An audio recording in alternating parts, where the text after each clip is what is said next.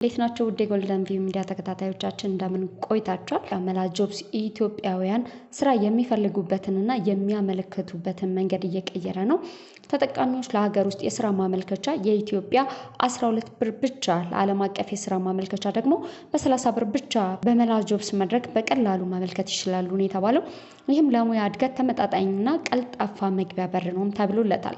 መላ ጆብስ ከመሰረታዊ የስራ ማስታወቂያዎች የዘለለ ነው። ተጠቃሚዎች ለቀጣሪዎች ጎልተው እንዲታዩ የሚያስችላቸውን ለሀገር ውስጥም ሆነ ለዓለም አቀፍ መስፈርቶች የሚስማማ የስራ ልምድ ወይም ሲቪ የሚያዘጋጅ በአርቲፊሻል ኢንተለጀንስ ኤአይ የተደገፈ የሲቪ ማዘጋጃም አለው። ተጨማሪም ተጠቃሚዎች የስራ ጉዟቸውን በእያንዳንዱ ደረጃ ከመግለጫ መፍጠር ጀምሮ እስከ ቃለ መጠይቅ መዘጋጀት ድረስ የሚመራ ኤአይ ቻትቦት ያካትታል። የገንዘብ ልውውጦችን ለማቃለል መላ ጆብስ ተጠቃሚዎች ገንዘብ ማስተላለፍ፣ ሂሳብ ማስተዳደርና ለስራ ማመልከቻዎች ወደሚያገለግል ዲጂታል የኪስ ቦርሳ ወይም ዋሌት አስተዋውቋል። በእነዚህ ፈጠራ ባህሪያት መላ ጆብስ በእያንዳንዱ ኢትዮጵያዊ ስራ ፈላጊ የሙያ የወደፊት ህይወቱን በፍጥነት በተመጣጣኝ ዋጋና በብልሃት እንዲቆጣጠር ኃይል ይሰጣል። መላ ገበያ ቀላልነትን፣ መተማመንና ቴክኖሎጂን በአንድ ዲጂታል የገበያ ቦታ በማጣመር ኢትዮጵያውያን ምርቶችን በመስመር ላይ የሚገዙበትንና የሚሸጡበትን መንገድ እየገለጸ ነው። በመላ ገበያ ተጠቃሚዎች ሰፊ አይነት ምርቶችን ከሀገር ውስጥ የእጅ ስራዎችና የፋሽን እቃዎች እስከ ኤሌክትሮኒክስ ከተረጋገጡ ሻጮች ማግኘት ይችላሉ። መድረኩ ትኩረቱ የኢትዮጵያ ሻጮች ምርቶቻቸውን ለሰፊው ህዝብ እንዲያቀርቡ የሚያስችላቸውን መሳሪያዎችን በመስጠት ማብቃት ላይ ነው። በቀላል የክፍያ አማራጮች፣ ብልህ የእቃ መመዝገቢያ መሳሪያዎችና በኤአይ የታገዘ የሽያጭ ዝርዝር ስርዓቶች አማካኝነት መላ ገበያ ንግዶች ያለ ከባድ የማስታወቂያ ወጪ እንዲያድጉ ያግዛል። በኢትዮጵያ የኢኮሜርስ ትልቁ ችግር አንዱ ያልተስተካከለ የእቃ ክምችት እና ጥቅም ላይ ያልዋሉ ጥሬ እቃዎች ናቸው። መላ ገበያ ይህንን ችግር የሚፈታው ትንታኔዎችን እና ብልህ የእቃ ክምችት አስተዳደርን በማቅረብ ነው። ይህም ሻጮች ብክነትን እንዲያስወግዱና ስራቸውን ቀልጣፋ እንዲያደርጉ ያግዛል። የመድረኩ ዓላማ በመስመር ላይ መገበያየትን ቀላል ማድረግ ብቻ ሳይሆን አነስተኛና መካከለኛ ኢንተርፕራይዞችን በመደገፍ የኢትዮጵያን ዲጂታል ኢኮኖሚ ማጠናከር ጭምር ነው። እነዚህን ሁለት ነገሮች ያዘጋጀውን እንግዲህ ማርቨለስ ክሬቲቭ ቴክኖሎጂ ነው። ከዚህ በተጨማሪም ለነዚህ ስራዎቻቸው የፊት ገጽ ሆኖ እንዲያስተዋውቅላቸው አርቲስት ሰለሞን ሙሄን አምባሳደር አድርገው ሾመውታል። የሱንም ሀሳብ ተቀብለናል፣ እንደሚከተለው እናቀርብላችኋለን። እንኳን ደስ አለ ስል እንኳን አብሮ ደስ አለን። ከሌላው አምባሳደርነት ትንሽ ይለያል ብዬ አስባለሁ። ያሁኑ ምናልባት የመጣህበት መንገድ ብዙ ነገር ያስተምራል ብዬ አስባለሁ። አንተም ስትጠቅሰው ነበር እዚህ እውቅና ላይ እዚህ ስኬት ላይ ከመድረስ በፊት ስራ ለመፈለግ ምን ያህል ተንከራተ ነበር? በጣም አሁን የኛ በጣም ይለይ ነበር። እኔ የነበርኩበት ሰዓት ላይ የእውነት በቃ ብዙ ሌሎች ኢንተርቪዎች ላይ ማውርቼዋለሁ። በጣም ረጃጅም የእግር መንገዶች ሁላ ነበሩ። ስለዚህ ኖርማሊ ስማርም ጀምሮ እና ስለዚህ ምን ያህል አልፊ እንደሆነ አውቀዋለሁ። በተለይ አሁን እኔ ማስታወቂያ ማየት ላይሆን ይችላል፣ ግን አለ የሚባልበት ቦታ ትሄጃለሽ። ሰው መታወቅ ይፈልጋል። የኛ ስራ እችላለሁ እኮ የሚለውን ለሰዎች ለመንገር እንዲያዩሽ ይፈልግ ነበርና እነሱ ሰዎች አሉ የሚባሉበት ቦታ ደጅ ጥናቱ በጣም ከባድ ነው። ስለዚህ አሁን በደንብ እረዳዋለሁ። እንዲህ አይነት ነገሮች እኮ የፈለገ ቢሆን አንቺ እንደሱ እንኳን ባይሆን ራሱ ነው የጋራ ችግር አይደለ? ቤተሰብ ውስጥ ስራ አጥ አይጠፋም። ስለዚህ እሱን ነገር የሚያቀል እስከሆነ ድረስ በደንብ ከልብ ለመስራት እሞክራለሁ። ዝም ብሎ 0.1 ምናምን የሆነ ችግር መቅረፍ ይቻላል አንድ ነገር ነው። ያው እኔ የተጠቀምኩት ነገር እንዳለ ሆኖ እንደ ነገሩ የሆነ ጻድቅ እንዳልሆነ እንደሱ ሳይሆን ስራ ነው እየሰራሁ ያለሁት። ግን ስራ ስሰራ እርግጠኛና ንጹህ ነው ወይ የሚለውን ቼክ ማድረግ እሞክራለሁ። ሰው ደስ የሚል ነው። ሰዎች ቢያንስ እንዳይጉላሉ የስራ መረጃዎች እንዲያገኙ ማድረግ እሱ ነው። ቀጣሪዎችም እንደዛው አንድ ሰው አስጠኝ ቢፈልግ አስጠኝ ይፈልጋል ብሎ የሚገባበት አንድ ሰው እንዳለው ቧንቧ ሰራተኛ ኤሌክትሪክ የሚሰራ ምናምን በአካባቢው ላይ ሰው አካባቢውን ይጽፋል፣ እንደዛ የሚያገኙበት ነው ስለሆነ። ሌላው እንግዲህ ቅድምም ተጠቅሷል፣ ብዙ ሰዎችን አምባሳደር አድርገን እናውቃለን እና ልክ ኮምፕሌን ሲነሳ እነዛ ሰዎች ምንም አይነት ሀሳብ ወጥተው ሲሰጡ አናስተውልም።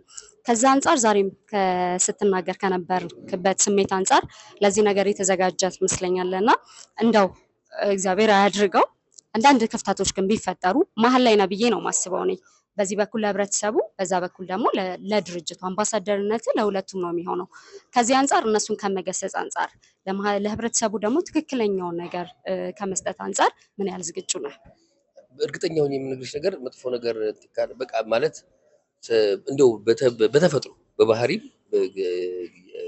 ስለማልወድ እንደሱ። ስለዚህ ምንድነው እርግጠኛ ሆኜ የምነግርሽ ልክ ያልሆኑ አካሄዶች ቢኬዱ፣ ለምሳሌ ገንዘብ አጎብቶ የሆነ ነገር ተፈጥሮ እንትን ቢባል በጣም አቋርጬ ልወጣ እችላለሁ፣ ወይም ደግሞ ጋዜጠኛ ጠርቼ መግለጫ አቋርጫለሁ ብዬ ልሰጥ እችላለሁ። በዚህ መጠን እርግጠኛ ሆኜ ከዛ ግን ያሰቡትን ያህል ደግሞ ውጤታማ ባይሆኑ ሌላ 1 ዓመት በነፃ ሰጥቼ ለመስራት ፈቃደኛ ነኝ። እሺ እናመሰግናለን። ሶል በጣም ከእለት ወደ እለት እኔ በግሌ የሚሰማኝ ስሜት አለ። በጣም ማቹርድ እየሆንክ የበለጠ ለህብረተሰቡ በጣም ኬሪንግ እየሆንክ መጥተሃልና ምንድን ነው ሚስጥሩ? ምንም እድሜ ነው። ከዛ ውጪ ከዚህ ህብረተሰብ ሞተ በጣም ገፋው ስንት ገብተህ ነው? አይ ምንም ነገር አድርጌ አይደለም። ዝም ብሎ አንዳንድ ጊዜ አፍቶት ይመስላል እንጂ እንደዛ ማድረግ ያለብንን ያህል ሁላችንም አልሰራንም። ዝም ብሎ ሁሌ ነው የማወራው። ሁሌ ይሄ ሚሊተሪ ባለበት ሀገር፣ ገበሬ ባለበት ሀገር፣ በምህር ባለበት ሀገር ላይ ሰለሞን ሙዬ ሊያደርግ የሚችለው የበኩሉን ሙያው ተፈጥሮ በሰጠው ችሎታው የሚያደርገውን ነገር ነው እያደረኩ ያለሁት። ሆኜ ከሆነ እንደው ግን እሞክራለሁ፣ ግን ገና ነው በጣም። እሺ ስል በቀጣይ ምን እንጠብቅ? ሌሎች የሚሰሯቸው ስራዎች አሉ ወይስ ከትሬኒንግ ጋር ከምን ጋር ተያይዞ ምን ያሰባችሁት ነገር አለ? አሁን ስራው በተመለከተ እኔ የማደርገው ማስታወቂያዎች ነው። ለምሳሌ ምንድነው የእውነትም አሁን ለምሳሌ ተቀጣሪዎች ጋር የሚኖር ቅሬታ፣ የስራው አካባቢ ላይ የሚኖሩ ቅሬታዎች እነሱ በደንብ ለማድመጥ ሬዲ ነኝ። ከዛ ውጭ ግን ሙያዬ ማስታወቂያ መስራት አይደል? ማስታወቂያ በተለያየ መንገድ ይሄ አፕሊኬሽን ሰዎች እንዲጭኑት እጥራለሁኝ። ያን ማድረገው ከእለት ተዕለት የፊልም ባለሙያ ነኝ።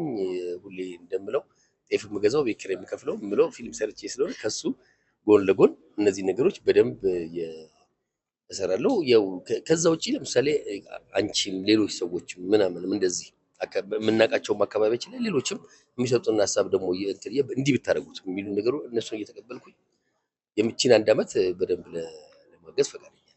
እሺ በጣም እናመሰግናለን። እግዚአብሔር ይርዳክ። አሜን። በጣም ነው የማመሰግነው።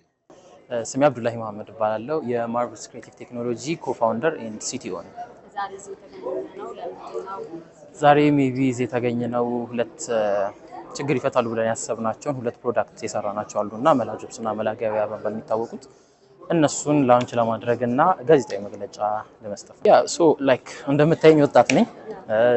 በራሳችን አቅም ትንሽ መንቀሳቀስ የጀመርነው ከመጀመራችን በፊት ብዙ ችግሮች አይተናል። ስራ ፍለጋ ላይክ በጣም ይከብዳል ነገሩና እኛ ምን አደረግን? እኛ በራሳችን ያለፍንበትን መንገድ አየንና ይሄን ነገር ለሌላው እንዴት ነው ማስተላለፍ የምንችለው?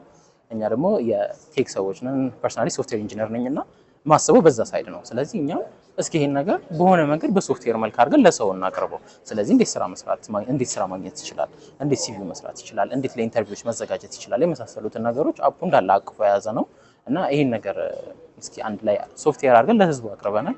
ሆፕፉሊ እስኪ ለብዙ ሰው ሶሉሽን ይሆናል ብለን እናስባለን። ሜቢ እንደ ሶሉሽን አሁን ያመጣ ነው ካረንትሊ እንደዚህ ኢንተርኔት አክሰስ ያለው ነገሮችን አንደርስታንድ አድርጎ በራሱ ለከአይ ጋር ኢንተራክት አድርጎ መስራት ለሚችለው ህብረተሰብ ነው። ከዛ በተጨማሪ ነው ቅድም ሜንሽን የተደረገው ማለት ምንድነው ከቴሌግራም አንድ ላይ የምንሰራበት መንገድ ለመስራት እያሰብን ነው። ምንድነው ማንኛውም ሰው በእኛ በኩል በሆነ በአጭር ኮዳችን ሰብስክራይብ ካደረገ እንደዚህ አይነት ስራ መጥቷል የሚል ነገር በሱ ኖቲፊኬሽን እንዲገባለት ነው የመሳሰሉ ነገሮች እየሞከርን ነው።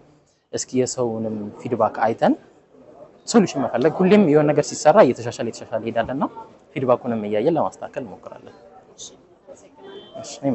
በሌላ በኩል ኮኬት ኢንቨስትመንት ኢንተርናሽናል ሞዴል ሌንሳ ጥላሁንን ከአሜሪካን ሀገር በማስመጣት ብራንድ አምባሳደር አድርጎ ሾሟል። ሞዴል ሌንሳ ጥላሁን ነዋሪነቷን በአሜሪካን ሀገር ያደረገች ትውልደ ኢትዮጵያዊት የቢዝነስ ሰው ስትሆን ከዚህ ቀደም በሚስ ኢትዮጵያ ውድድር 3ኛ ደረጃን ይዛ ያጠናቀቀች ሲሆን የሚስ ኦሮሚያ የቁንጅና ውድድርን ደግሞ በአንደኝነት በማሸነፍ ሀገሯን በዓለም አደባባይ ያስጠራች ኢንተርናሽናል ሞዴል ናት። ኮኬት ኢንቨስትመንት እንደ አውሮፓውያን አቆጣጠር በ2020 የተቋቋመ ሲሆን በዋነኛነት በሶፍትዌር ኢንጂነሪንግ በሶፍትዌር ማበልጸግና ለተቋማት ማቅረብ በኮንስትራክሽንና በኢንተሪየር ዲዛይን ስራ ላይ የተሰማራ ሀገር በቀል ድርጅት ነው። ኮኬት ኢንቨስትመንት ኢንተርናሽናል ሞዴል ሌንሳ ጥላሁንን ብራንድ አምባሳደር አድርጎ የሾማት ድርጅቱ የሚሰጠውን አገልግሎት በዓለም አቀፍ ደረጃ ለማስተዋወቅና ተደራሽ ለማድረግ ሞዴል ሌንሳ አሜሪካንን ጨምሮ በተለያዩ የዓለም ሀገራት ካካበተችው ዓለም አቀፍ እውቅናና የስራ ተነሳሽነት እንደዚሁም ኮኬት በቀጣይ ዓለም አቀፍ የቢዝነስ ሰዎች ጋር ለሚያደርገው ግንኙነት ራዕዩን እውን ከማድረግ አኳያ ስኬታማ ተግባራትን እንደምታከናውን በማመን መሆኑን የኮኬት ኢንቨስትመንት ዋና ስራ አስፈጻሚ ዋሲሁን ተፈራ ገልጸዋል። ኢንተርናሽናል ሞዴል ሌንሳ ጥላሁን የኮኬት ብራንድ አምባሳደር ለመሆን 15 ሚሊዮን ብር የተከፈላት ሲሆን ኮኬት ኢንቨስትመንት ከሀገር አልፎ በተለያዩ የዓለም ሀገራት ለሚያደርገው የንግድና የተለያዩ አገልግሎቶች እንቅስቃሴ የተቋሙን ራዕይ እውን ለማድረግ እንደምትሰራ ቃል ገብታለች። ውድ ቤተሰቦቻችን ለዛሬ የመረጃ ሰዓት ላይ ያዘነላችሁ አጭር መረጃ እነዚህን ይመስሉ ነበር። ስለተከታተላችሁ እናመሰግናለን። ቸር እንቆይ።